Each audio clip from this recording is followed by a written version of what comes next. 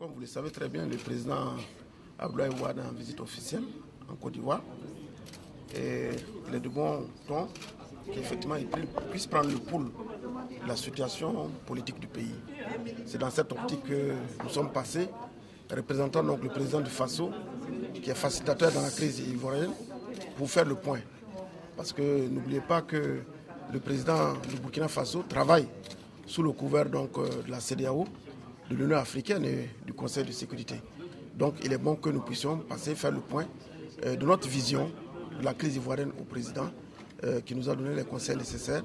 Je pense qu'en quelques heures, il est suffisamment émergé dans le dossier ivoirien.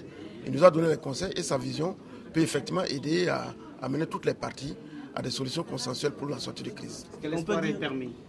L'espoir est permis, nous sommes très optimistes. Vous savez, dans ce genre de situation, cette crise était prévue pour être résolue en 10 mois. Nous en sommes aujourd'hui à pratiquement 3 ans.